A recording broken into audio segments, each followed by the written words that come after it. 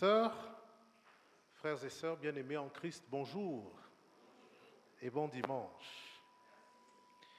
Alors, le Seigneur nous invite à méditer sa parole ce matin dans l'Évangile selon Luc, le chapitre 14, du verset 26 au verset 32. Et nous allons méditer ce texte de l'Évangile autour du thème de la planification stratégique, planifier sa vie avec Jésus, donc faire des plans, faire des projets avec le Christ. Est-ce que ça relève de la foi ou d'autre chose? Luc 14, versets 26 à 32. Si quelqu'un vient à moi, et s'il ne hait pas son père, sa mère, sa femme, ses enfants, ses frères et ses sœurs, et même sa propre vie, il ne peut être mon disciple. Et quiconque ne porte pas sa croix et ne me suit pas, ne peut être mon disciple. Car lequel d'entre vous, s'il veut bâtir une tour, ne s'assied d'abord pour calculer la dépense et voir s'il a de quoi la terminer, de peur qu'après avoir posé les fondements, il ne puisse l'achever et que tous ceux qui le verront ne se mettent à le railler en disant « Cet homme a commencé à bâtir et il n'a pu achever ». Ou quel roi, s'il va faire la guerre à un autre roi, ne s'assied d'abord pour examiner s'il peut, avec 10 000 hommes, marcher à la rencontre de celui qui vient l'attaquer avec 20 000. S'il ne le peut, tandis que cet autre roi est encore loin, il lui envoie une ambassade pour demander la paix. L'herbe sèche, la fleur fane et tombe, mais la parole de Dieu que nous venons de lire demeure éternellement. Amen. Je voudrais attirer notre attention sur ce verset 28.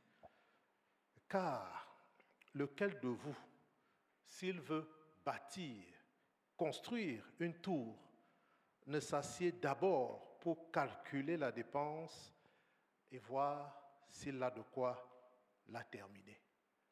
Planifier sa vie, ses projets avec Jésus, avec le Christ. Mes frères et sœurs bien-aimés en Christ, il nous arrive souvent de nous demander si la planification, le fait de penser avant d'agir, la stratégie, le fait de réfléchir à la manière selon laquelle nous pouvons réaliser un projet ou procéder pour atteindre un objectif, et les choses semblables sont compatibles avec la foi, avec la prière, avec le jeûne, pour réaliser nos projets, nous qui sommes des enfants de Dieu. Très souvent même, nous avons l'impression que réfléchir aux possibilités de réaliser nos projets, de réussir notre vie, peuvent être considérés comme un manque de foi, une absence de confiance en Dieu.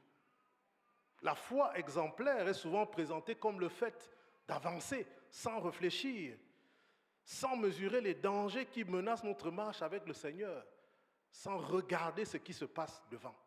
Avancer les yeux fermés. Mais dans le texte que nous méditons aujourd'hui, Jésus donne un enseignement différent à ses disciples, parce que c'est bien de Jésus dont il s'agit, c'est bien Jésus qui est en train d'enseigner à la foule qui se presse autour de lui. Le texte que nous méditons se situe au milieu d'une série d'enseignements de Jésus sur le royaume de Dieu. Le royaume de Dieu comparé à un festin, parce que quand on regarde les versets qui précèdent, le royaume de Dieu est comparé à un festin auquel sont conviées des personnes inattendues, parce que les premiers invités ont négligé l'invitation en s'excusant de différentes manières pour ne pas répondre à l'appel. Jésus enseigne à ses disciples sur le royaume de Dieu, mais surtout sur la réalité à laquelle ses disciples sont confrontés.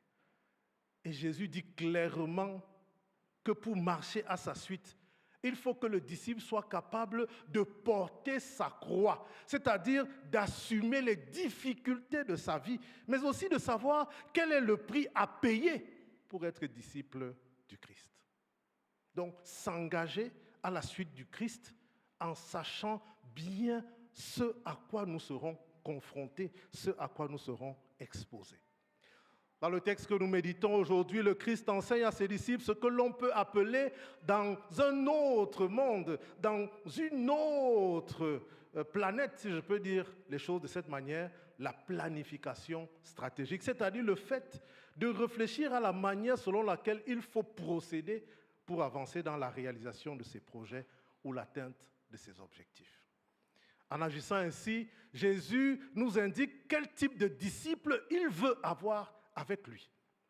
Des disciples qui associent l'intelligence que Dieu leur a donnée à leur foi, à leur confiance en Dieu.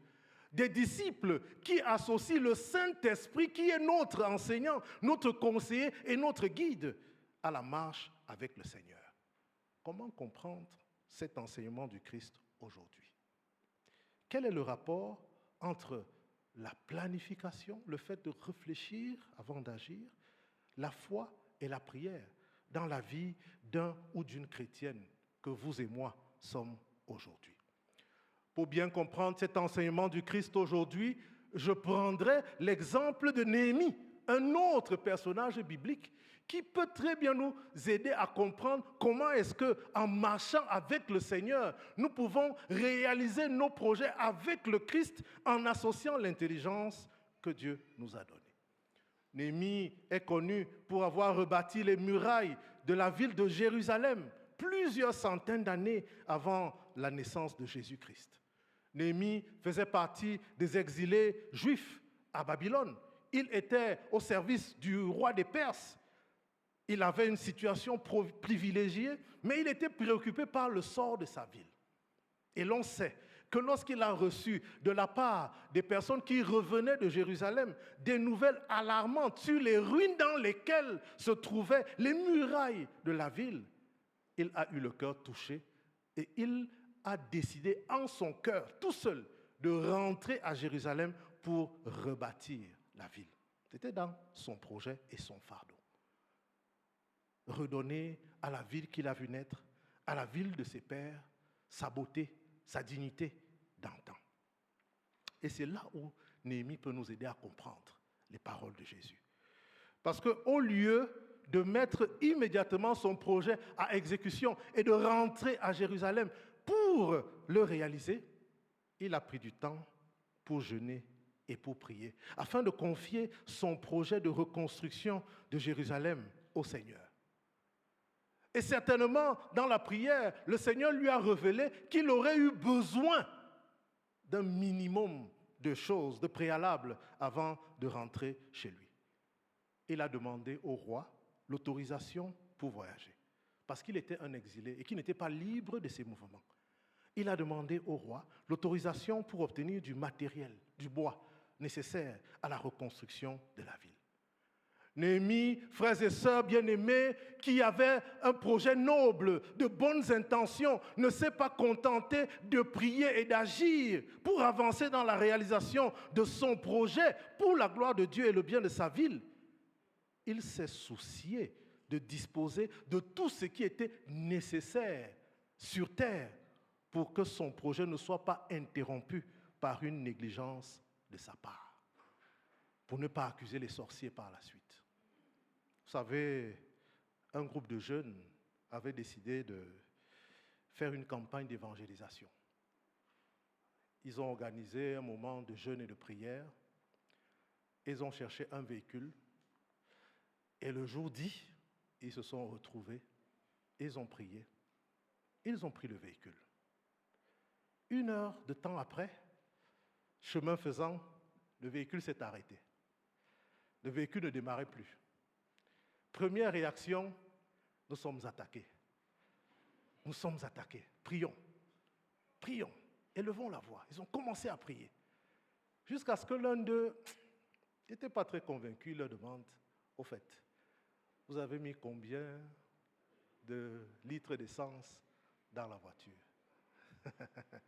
Donc celui qui était responsable de cet aspect avait simplement négligé de mettre suffisamment d'essence pour arriver à destination.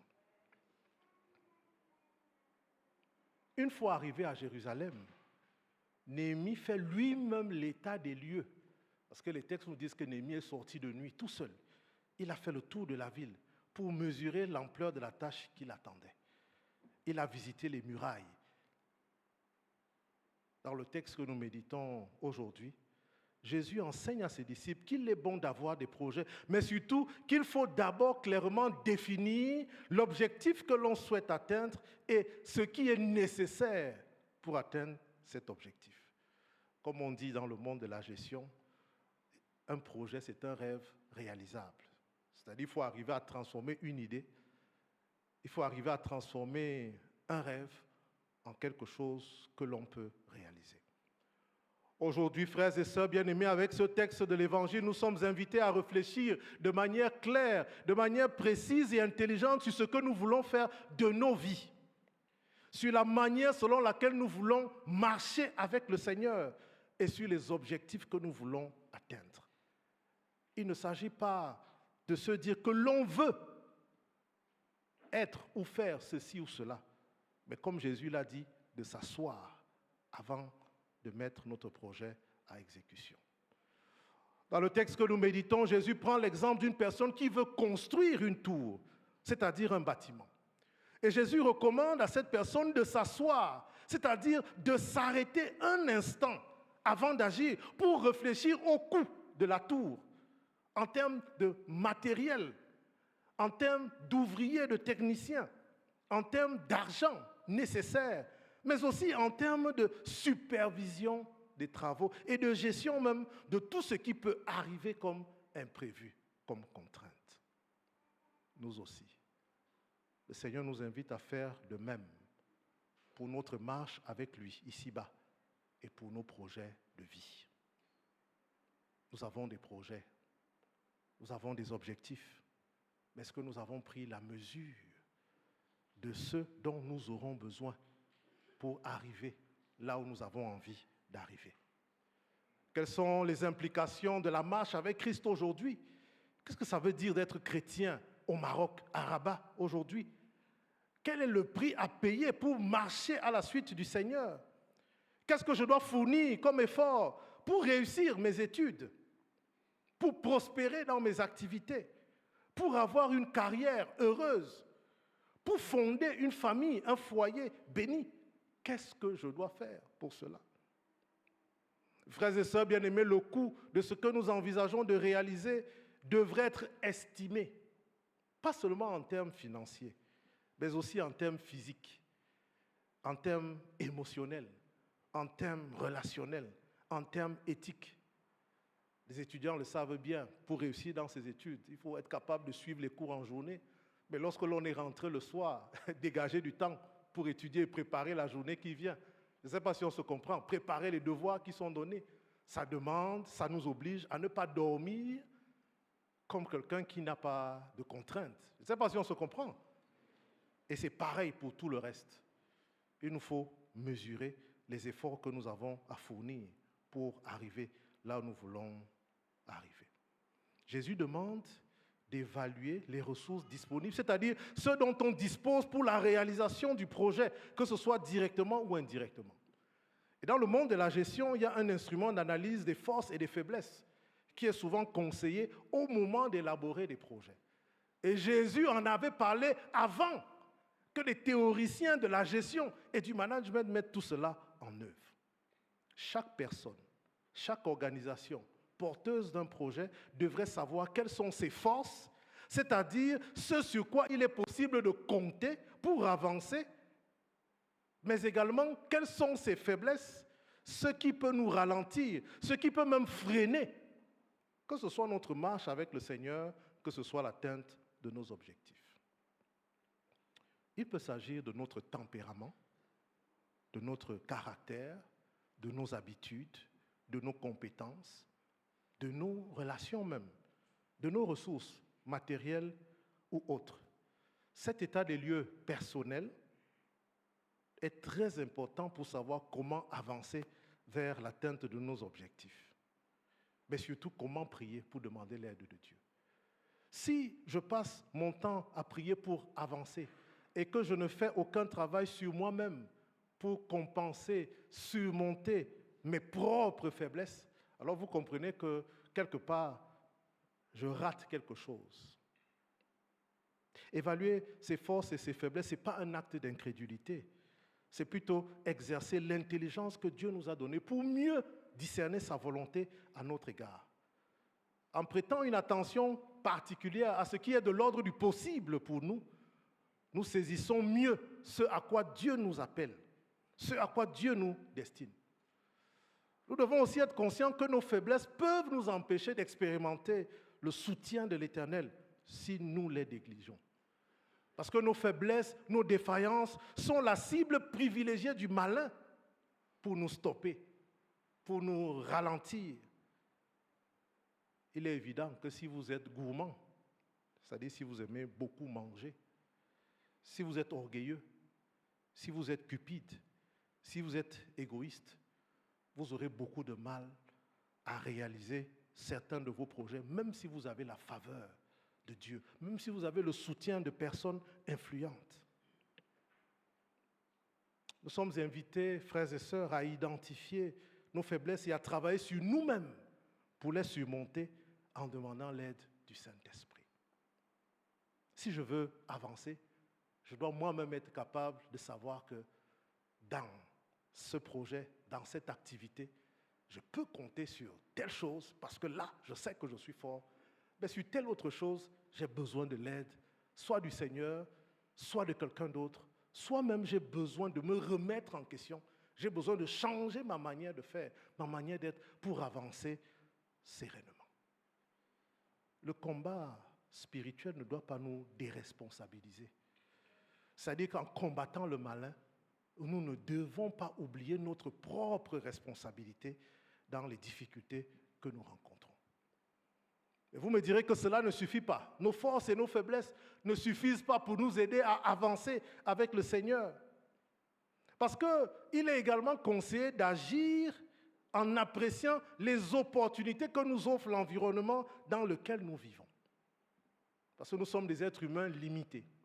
Mais le Seigneur met autour de nous, sur chacune de nos routes, des personnes, des circonstances favorables à la réalisation de nos projets. Nous sommes donc invités également à observer autour de nous ce qui, au-delà de nos limites, peut nous aider à avancer. Et nous devons être conscients des opportunités à travers lesquelles le Seigneur peut nous permettre d'aller au-delà de nos propres limites. C'est pourquoi, dans la prière, pour réussir la marche avec le Seigneur, pour réussir un projet, nous devons demander au Seigneur de nous montrer les opportunités qu'il place sur chacune de nos routes. Et Néhémie nous en donne l'exemple. L'exilé qu'il était à Babylone ne pouvait pas, tout seul, rentrer à Jérusalem et reconstruire la ville. Je ne sais pas si on se comprend. Il avait besoin, et il a saisi l'opportunité, la proximité avec le roi, pour avoir ce qu'on appellerait aujourd'hui des visas pour voyager, mais aussi pour avoir le matériel nécessaire pour construire. Et arrivé sur place, quand il a vu l'ampleur de la tâche, il s'est rendu compte que tout seul, malgré le fait d'avoir jeûné et prié, malgré le fait d'avoir eu les autorisations du roi, malgré le fait d'avoir eu suffisamment de bois pour reconstruire toutes les murailles, tout seul, il ne pouvait pas y arriver. Je ne sais pas si on se comprend. Il a donc pris le temps de communiquer, de parler avec les habitants de Jérusalem afin qu'ils s'associent à lui pour qu'ensemble, ils puissent réaliser le projet que lui, il avait au départ, mais qui profiterait à tous les habitants de la ville. De la même manière, Dieu, qui nous a permis de nous rendre compte de nos faiblesses, de nos limites, peut aussi nous permettre de nous rendre compte de ce qu'il a placé là où nous vivons, dans notre environnement, pour nous aider à surmonter nos limites, nos défaillances et nos faiblesses. Et nous devons lui demander de nous ouvrir les yeux pour voir. Nous devons lui demander de nous envoyer des personnes. Nous devons lui demander de rendre favorables des circonstances pour nous aider à aller au-delà de nos limites humaines. Malgré la faveur et le soutien que Dieu nous accorde, nous devons être préparés à affronter les obstacles, les difficultés que le malin et ses agents vont régulièrement semer sur notre chemin pour nous empêcher d'avancer avec le Seigneur. Et une fois de plus, la vie de Néhémie nous en donne un exemple. C'est connu, Néhémie a dû affronter Sanballat, Tobija, Geshem, l'Arabe et autres, qui faisaient partie des populations qui avaient occupé Jérusalem pendant que le peuple de Juda était en exil et qui voyaient d'un mauvais œil le fait que les habitants de Jérusalem retournent reconstruire et reprendre le contrôle de leur ville. Je ne sais pas si on se comprend.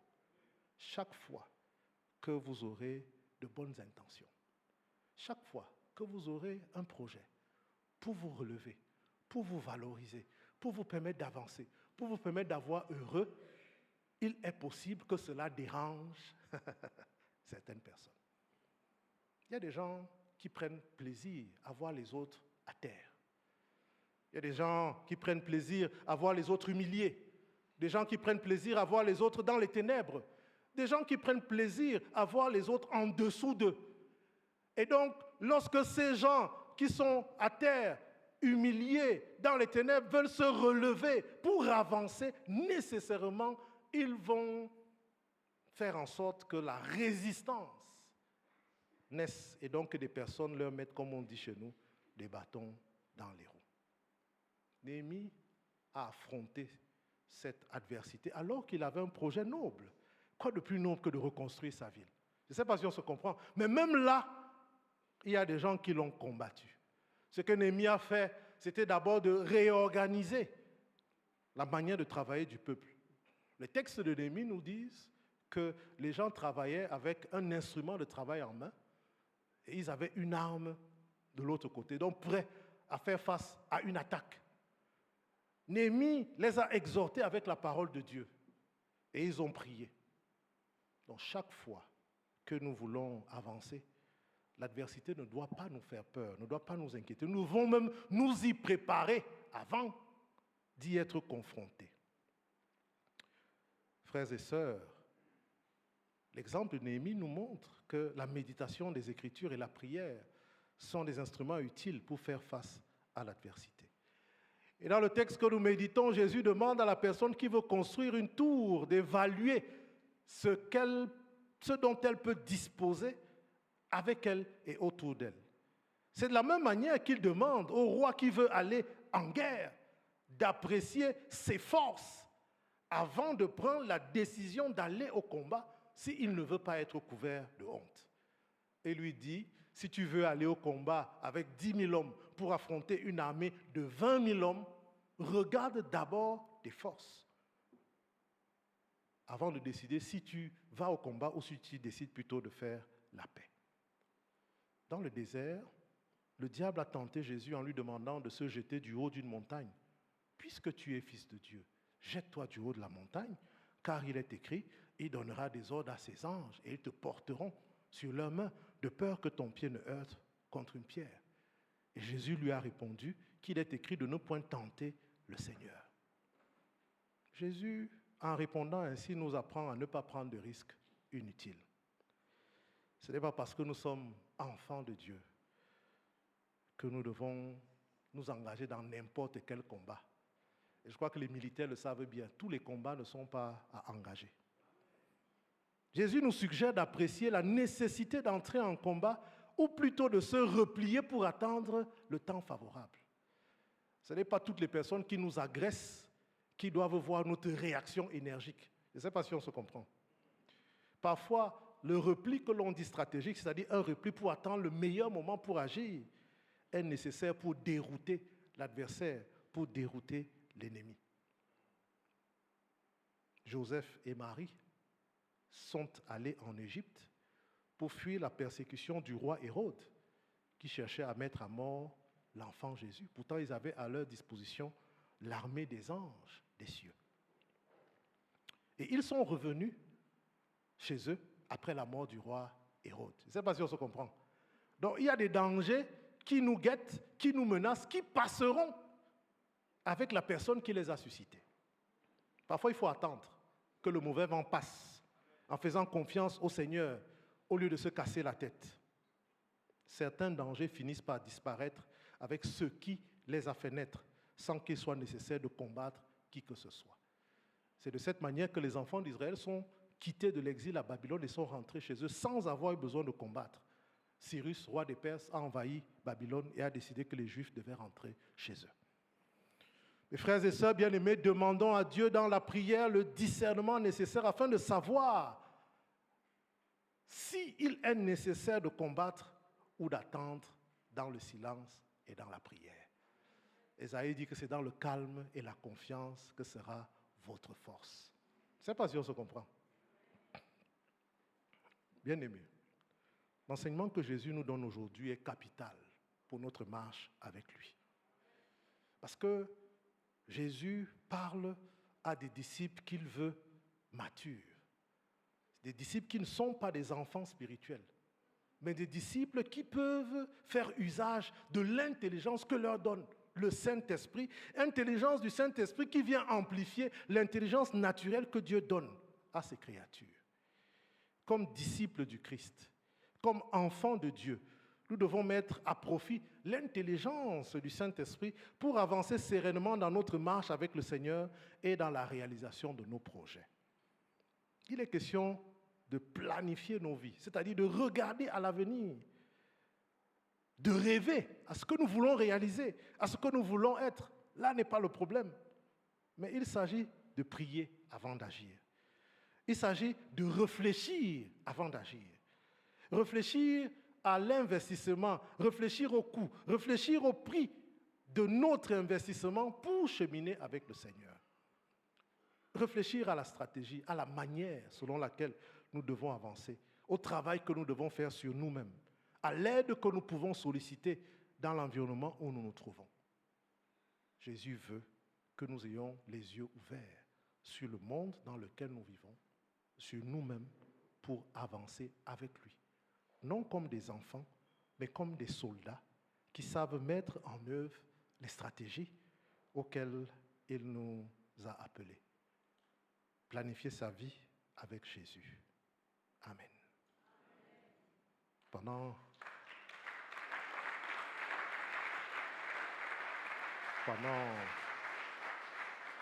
J'aimerais nous inviter, chacun, à réfléchir au projet qu'il a pour sa vie, à ce qu'il veut réaliser et à la manière selon laquelle il a procédé jusqu'à présent. Mettons en œuvre cette parole du Christ. Qu'est-ce que tu veux faire de ta vie? Qu'est-ce que tu as comme objectif à l'instant? Qu'est-ce que ça peut te coûter comme investissement? Quelles sont tes forces? Quelles sont tes faiblesses? Sur quoi est-ce que tu peux compter? Sur qui est-ce que tu peux compter? Demande au Seigneur de t'aider à avancer pour y arriver. Prions le Seigneur, les bien-aimés.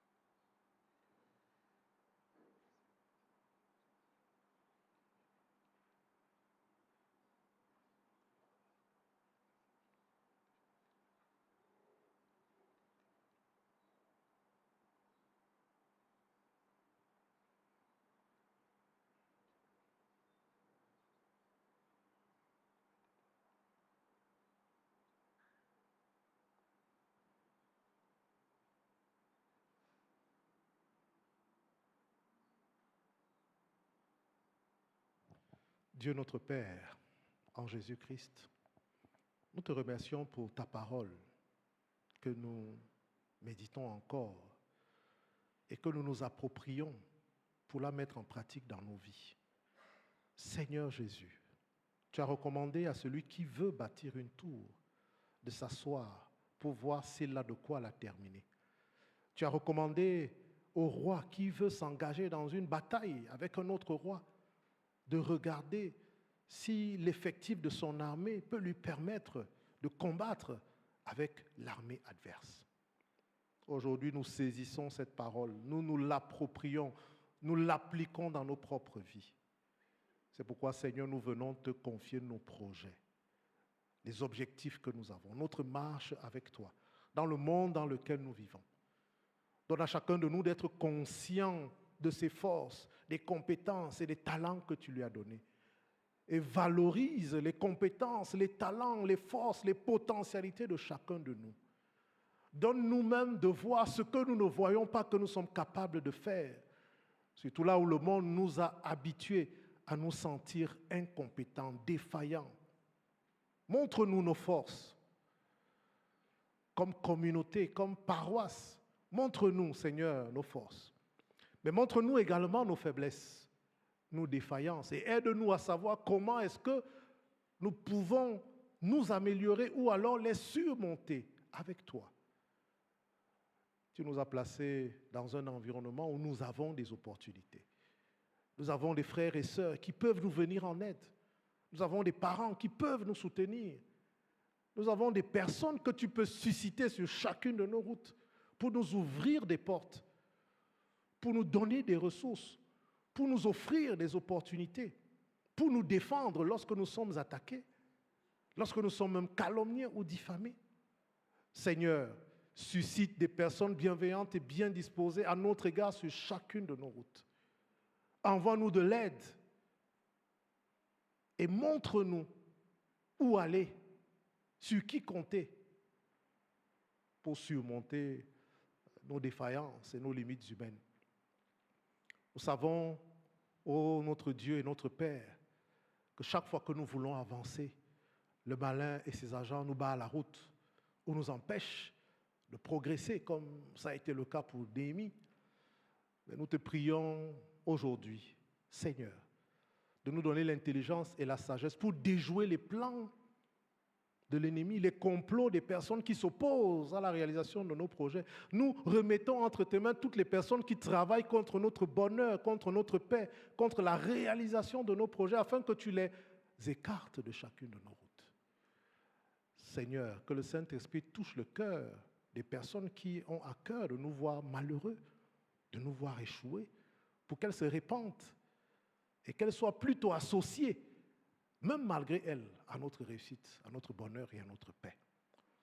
Donne-nous aussi la sagesse pour savoir quand il est important de nous taire, de rester silencieux, et quand il est important de combattre dans la foi.